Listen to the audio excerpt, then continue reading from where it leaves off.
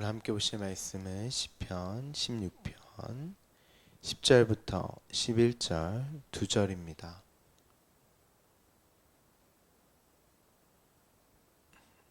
시편 16절 10절에서 11절.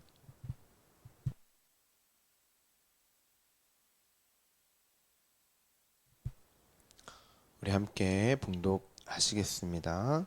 이는 주께서 내 영혼을 수월에 버리지 아니하시며 주의 거룩한 자를 멸망시키지 않으실 것입니다. 주께서 생명의 길을 내게 보이시리니 주의 앞에서 충만한 기쁨이 있고 주의 오른쪽에는 영원한 즐거움이 있나이다. 아멘. 오늘은 어제에 이어서 10절과 11절을 보도록 하겠습니다. 오늘 이 본문을 10절의 내용을 사도 바울이 사도행전 13장에서 비시디아 안디옥 회당에서 이 10절 말씀을 가져와서 설교를 합니다. 사실 사도 바울의 13장 설교만 본문만 읽어도 제가 따로 설명을 할 필요가 없을 정도로 바울이 완벽하게 설명을 합니다. 그 전에 다시 한번 베드로가 설교한 내용을 우리 함께 어제 우리 봤던 내용을 함께 보도록 하죠. 베드로는 자신의 설교를 통해서 다윗이 예수 그리스도를 알고 미리 본 고로 분명히 베드로는 다윗이 예수 그리스도를 봤다. 그리고 그로 그리스도의 부활을 시편에서 말하였다라고 말씀을 전했습니다. 베드로는 그런 다윗을 선지자라고 표현을 했죠. 여기서 미리 보다가 이제 우리가 흔히 생각하는 이제 선지자 하면 미리 보았다, 이제 미래를 미리 보았다, 그렇게 생각을 해서 점쟁이가 미래를 내다보고 점을 봐주는 사주명리나 길흉화복을 이야기하는 그런 내다봄이 아닙니다, 여러분. 여기서 보다가 미래를 이제 보는 그런 의미라기보다는, 그러니까 물론 다윗보다는 예수 그리스도가 시간적으로 역사적으로는 미래에 오셨죠. 시간적으로는. 그런데 이제 그런 의미보다는 알게 되다, 깨닫게 되다. 보다라는 게 단순히 눈적인 시각적인 봄이 아니에요, 여러분. 성경에서 말하는 봄은 사실 여러 개의 단어로 되어 있습니다. 보다라는 단어가. 근데 오늘 이 베드로의 설교에서 나오는 봄은 알게 되다, 깨닫게 되다, 이런 뜻이에요. 다윗은 자신의 인생과 삶의 여정 속에서 주어진 말씀과 사건들을 통해 예수를 본 거예요. 왜 자신이 예수 그리스도의 십자가로 죽고 살아남으로만 영원한 생명이 주어지게 되었는지를 알게 되었다는 거예요. 저 멀리 몇백 년 뒤에 올 예수 그리스도를 봤다는 그런 말이 아닙니다. 그러니까 여러분들 혹여 선지자적 꿈을 꾸고 미래를 본다, 이런 기도하시는 분들, 미래를 보시는 분들 있잖아요. 그 다 말이 안 되는 겁니다.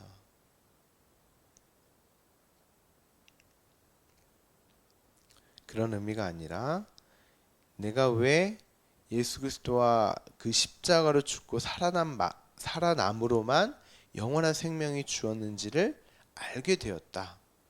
그게 십자가, 예수 그리스도가 담고 있는 내용이었고, 그로 예수 그리스도를 메시아라고 하는 거고 그리스도라고 하는 거잖아요. 그리고 우리를 그리스도인이라고 한단 말이죠.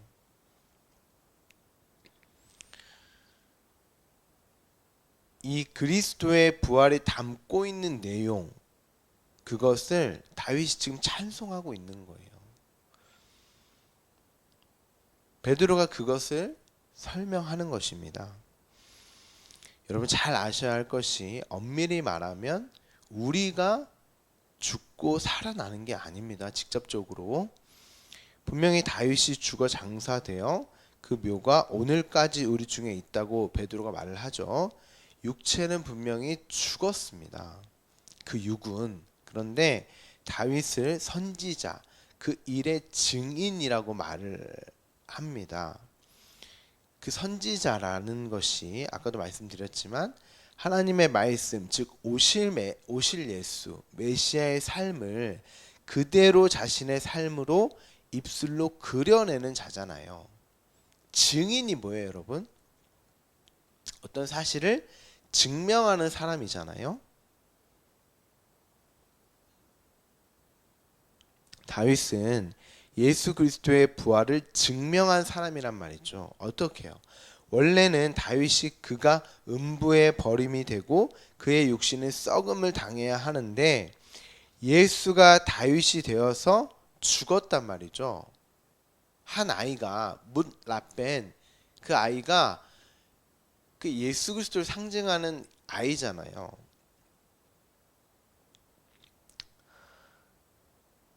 그 예수가 다윗이 되어서 죽었는데 하나님이 그 예수를 살려내어 음부의 버림이 그의 육신이 썩음을 당하지 않게 되자 그 안에 있던 예수 그리스도 안에 있던 다윗도 부활을 하게 되어 음부로부터 벗어나고 그의 육이 썩음을 당하지 않게 되었다는 거예요. 다윗이 예수 안에 있었다는 것이죠. 그리스도와의 연합을 이야기하는 것이고 다윗을 살려냈다는 말은 없어요, 성경에. 하나님은 예수만 살려내셨어요. 그러니까 다윗은 예수 그리스도로 말씀으로 완전히 장악이 되어서 예수 그리스도와 연합되어 죽고 살아남으로 부활을 한 것입니다. 그 상태를 영이라고 제가 말씀을 드렸잖아요. 그 영은 혼과 육을 모두 함유한 표현이라고 말씀을 드렸죠. 그래서 영혼, 육 이렇게 3분설이나 영혼, 육, 2분설이 아니라 우리는 전인적으로 구원을 받는다고 말씀을 드렸습니다. 그렇지만 이 땅의 육과 혼은 아닙니다. 깨끗하게 그 말씀으로 깨끗하게 거룩하게 완벽하게 흠이 없는 육으로 다시 뭐라고 표현드려야 될까요? 이제 후반부에 이제 나오겠지만 이 다윗이 말한 베드로가 말한 이 부활은 첫 번째 부활입니다. 첫 번째 부활.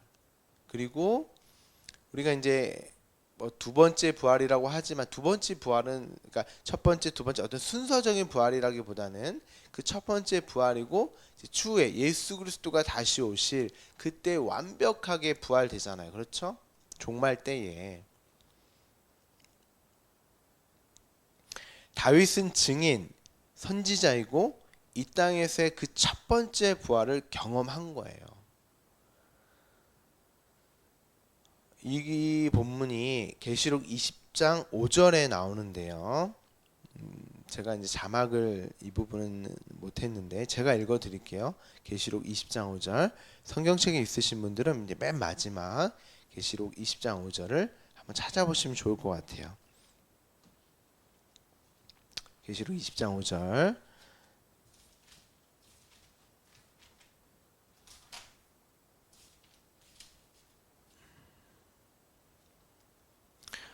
제가 봉독해 드리겠습니다. 그 나머지 죽은 자들은 그 천년이 차기까지 살지 못하더라. 이는 첫째 부활이라. 이 첫째 부활에 참여하는 자들은 복이 있고 거룩하도다. 둘째 사망이 그들을 다스리는 권세가 없고 도리어 그들이 하나님과 그리스도의 제사장이 되어 천년 동안 그리스도와 더불어 왕 노릇하리라. 첫째 부활이 있으니까 두 번째, 세 번째가 있나? 뭐 그런 말이 아닙니다. 이 땅의 죽음도 영원한 사망을 내용으로 담고 있는 것이고 생명도 영원한 영생, 그 영원한 생명을 내용으로 담고 있는 거잖아요. 이 첫 번째 부활도 당연히 천국에서의 그 부활을 내용으로 담고 있는 거죠. 그러니까 요한계시록에 이제 오늘 본문을 보면 내용을 보면 우리가 첫째 부활에 참여한다라고 하잖아요. 그런데 어떻게 참여할 수 있어요? 그러니까 다윗도 이 첫째 부활에 참여한 거예요. 어떻게 참여했어요? 자기 부인과 부정의 그 십자가로, 예수 그리스도의 십자가로 참여한 거예요.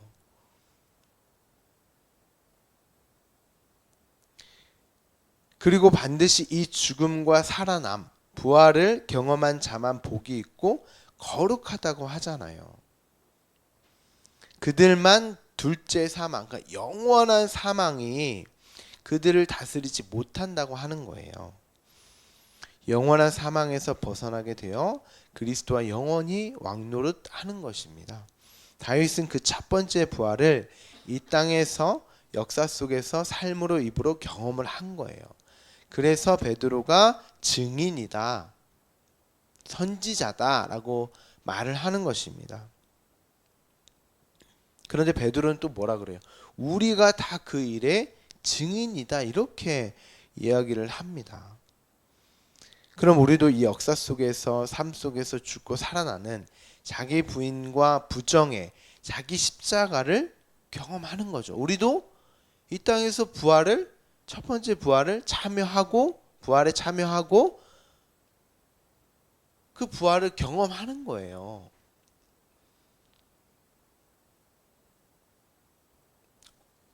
그런데 우리도 이 육은 죽는단 말이죠. 육신은.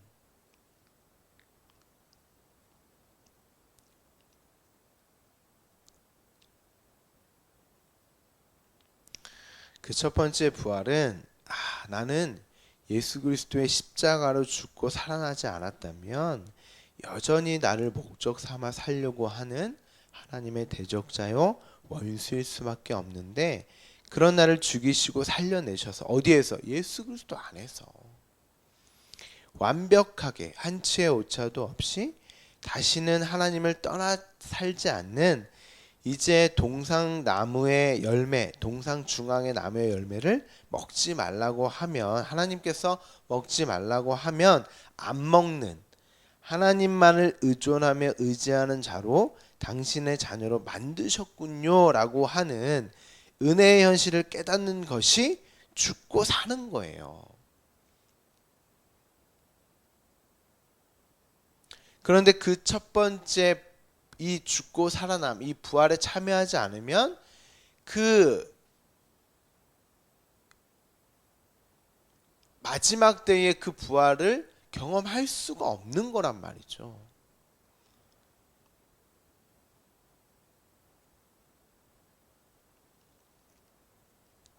그 첫 번째 부활을 경험하지 않으면, 여러분 첫 번째 부활을 경험하고 계세요?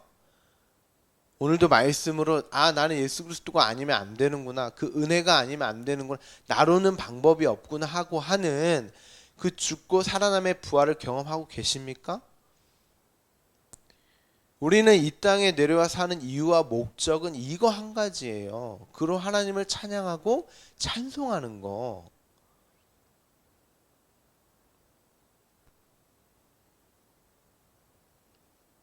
근데 온통 이것에는 관심이 없고 그냥 나의 관심이 있죠. 나에게만. 이 땅에서 먹고 사는 거, 우리 가족, 남편, 자식, 물론 그런 것들이 다 나잖아요. 나라는 존재의 확장이 가족이고 남편이고 인간관계고, 또 그것을 내 손으로 쥐어지고 있는 게 돈, 만몬이잖아요. 거기에만 관심이 있지, 이 첫 번째 부활, 그 예수 그리스도 안에서 내가 죽고 사는 것, 내가 부정당하고 부인되어지는 자기 십자가에는 관심이 없어요, 사람들이.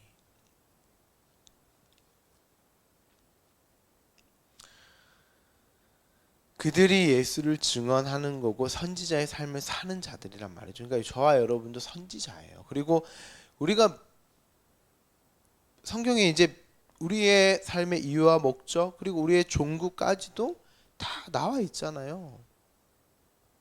근데 뭐가 그렇게 미래를 알고 싶으시고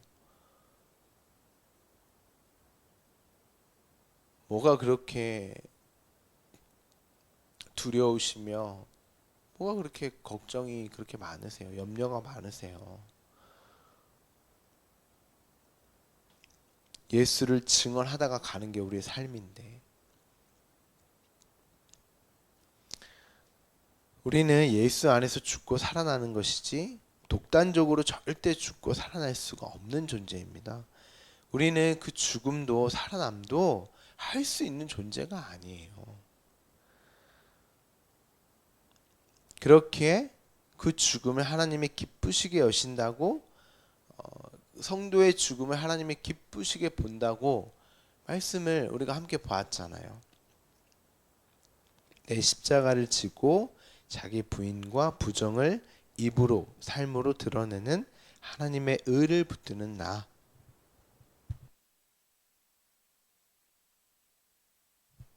그로 하나님을 찬양하는 나를 기쁘시게 여기시는 것입니다. 하나님이. 오늘 본문 10절을 바울이 어떻게 이야기하는지를 한번 보도록 하겠습니다. 사도행전 13장 32절부터 38절까지 좀 긴데요. 우리 함께 봉독하도록 하죠. 자막이 아마 나갈 것입니다. 우리 함께 봉독하죠.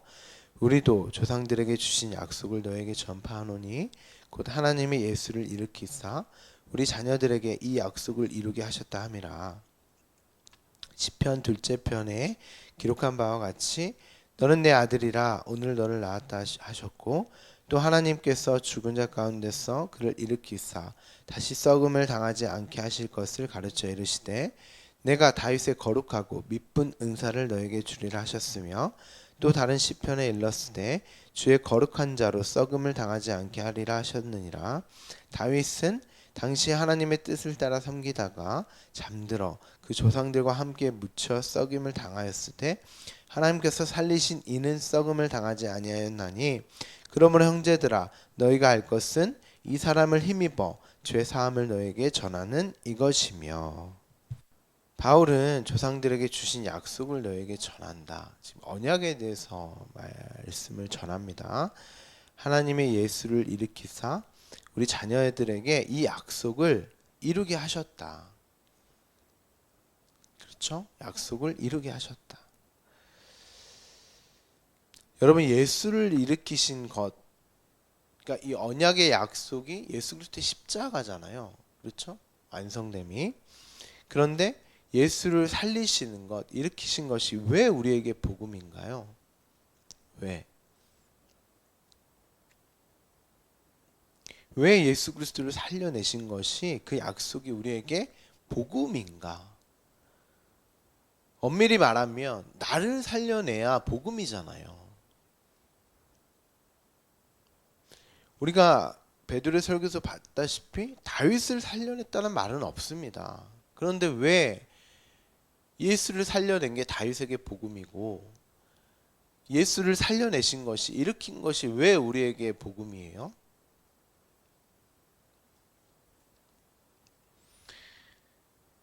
그냥 예수만 사셨다면 그게 우리와 무슨 상관이 있으며 기쁜 소식, 복음이겠습니까? 바울이 바로 이야기를 이어나갑니다. 너는 내 아들이라 오늘 너를 낳았다. 분명 이 아들은 예수 그리스도를 말하는 거죠. 그런데 이 아들 예수를 일으키시고 다시 썩음을 당하지 않게 하실 것을 가르쳐 이르시되 내가 다윗의 거룩하고 미쁜 은사를 너에게 주리라 하셨다. 하나님이 다윗의 거룩하고 미쁜 은사를 주셨다는데 이게 뭐예요, 여러분? 거룩하고 미쁜 은사. 이런 데 여러분 주목을 하셔야 돼요. 예수 그리스도를 일으키심으로써 다윗에게 거룩하고 미쁜 은사를 줌으로 해서 다윗에게 복음이 된 거예요. 기쁜 소식이란 말이죠. 원문에는 은사 이런 단어 없습니다. 우리가 은사하니까 뭐 기도의 은사, 뭐 방언의 은사, 뭐 여러 가지 이제 그런 걸 추측하시는데 그런 은사가 아닙니다. 여기는 그런 단어 자체가 없어요. 그러니까 형용사가 쓰였는데 거룩, 믿음이라는 단어예요. 그냥 거룩한, 신실한 이런 단어입니다. 거룩은 깨끗함, 정결함, 구별됨이고, 그리고 믿음, 그러니까 어떤 믿음이에요? 예수가 내가 되어서 십자가에 달려 죽고 하나님에 의해 살아나셨다라고 하는, 그로 나도 죽고 살아나게 되었다라고 하는 그 믿음. 내가 예수 그리스도의 그 죽고 살아나심의 첫 번째 부활에 동참되었다라고 하는,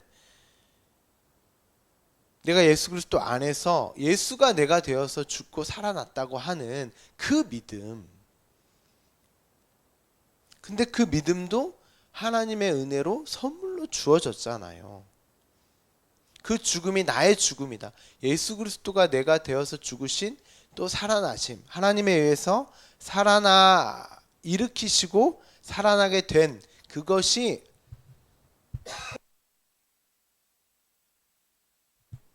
내 죽음이었다라고 하는 그 믿음.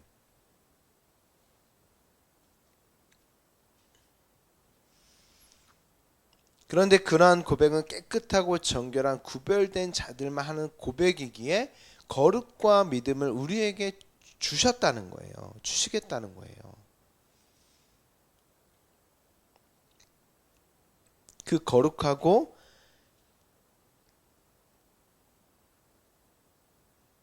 그 믿음을 반드시 그 고백을 하게 하시겠다는 것입니다. 그래서 34절에 가르치시다라는 단어가 이제 등장을 하는데, 이게 원문에는 이제 가르치다라는 의미보다는 방법이에요, 방법. 그러니까 다윗에게 했던 그 방법으로 내가 가르치겠다라는 거예요. 너에게 알리겠다는 것입니다. 그러니까 우리의 인생이 힘들겠습니까? 여러분, 안 힘들겠습니까? 다윗에게 했던 그 방법으로 우리에게 동일하게 그 믿음을 주겠다라고 하시는데, 그로 그 고백을 받아내시겠다는데, 우리가 시편 16편까지만 봐도 다윗이 얼마나 괴롭고 고통스러워하고 힘들어하는 것을 보았잖아요. 우리 인생도 반드시 이 방법으로 가르치신다고 하잖아요. 그러니까 여러분의 인생과 저의 인생이 힘들고 괴로운 게 맞는 거예요. 그런데 왜 복음이냐? 이 방법만으로 영원한 사망에서 벗어날 수 있기 때문에, 자기 부정과 부인 그 예수 그리스도의 십자가로만 참 생명이 주어지기 때문에 복음인 거예요. 그 죽음과 생명에 우리가 동참할 수 있기 때문에, 아니 나의 죽음과 살아남이라니까요. 예수의 죽으심과 살아남이. 어느 인간, 어느 누구도 그 죽음과 살아남이 경험할 수 없는 거예요. 근데 우리만, 성도만, 하나님의 자녀만 그 죽음과 살아남을, 그 십자가의 삶을 입으로, 삶으로, 그 선지자, 증인으로 살게 하시겠다는 거예요. 그래서 복음입니다, 여러분.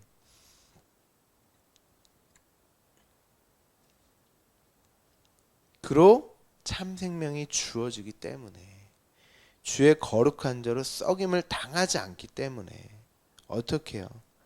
예수 그리스도 안에서 내가 있으므로 하나님이 예수를 살려내심으로. 다윗은 분명히 죽었고 썩임을 당했어. 그 육은 그렇게 죽어야 되는 거야. 그렇게 부정당하고 부인당해야 되는 거야. 그런데 하나님께서 살리신 이는 썩음을 당하지 않는다. 38절에 보면, 그러므로 형제들아 너희가 알 것은 이 사람을 힘입어 예수 그리스도 안에서 죽고 살아남으로 죄 사함을 받았고 그 생명이 주어졌잖아. 그리고 너희도 썩임을 당하지 않는 자가 되었잖아. 내가 너에게 전하는 것이 이것이며 그게 복음이 아니겠니? 이제 영원히 썩임을 당하지 않는, 음부에 거할 수 없는, 다시는 하나님의 말씀을 거역하고 반역할 수 없는 그런 몸과 그런 내가 되는 거예요. 예수 그리스도 안에서.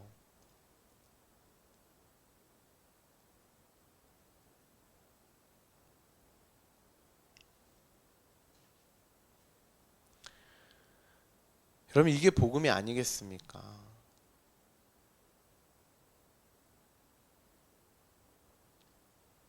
그 약속이 너에게 주어졌고 이미 이루어졌으며 너희의 삶을 통해서 이루어지고 있고 이루어질 일이야.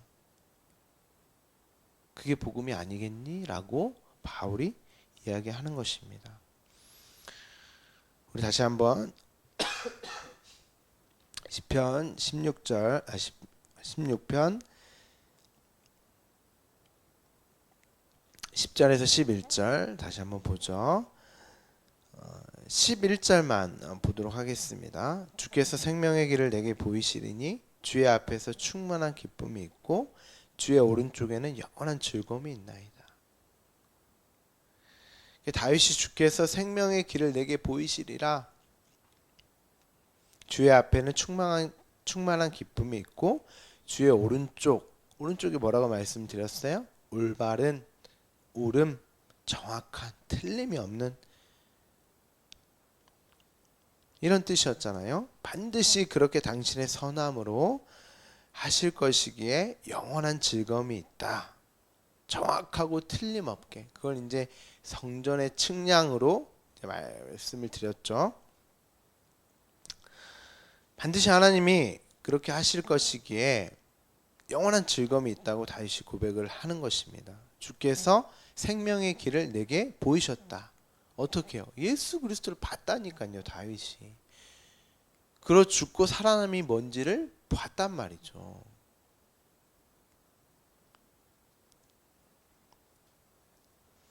여러분 생명에는 다른 길이 없어요. 예수 그리스도 밖에는 없습니다. 그래서 예수만이 길이요 진리요 생명이라고 본인이 직접 말씀하셨잖아요. 오늘도 그 썩어짐, 음부에 거하지 않는 그 거룩과 믿음을 수여받은 자들로 복음의 기쁨을 누리시며 매 순간을 살아가시는 저와 여러분 되기를 간절히 소망합니다. 기도하겠습니다.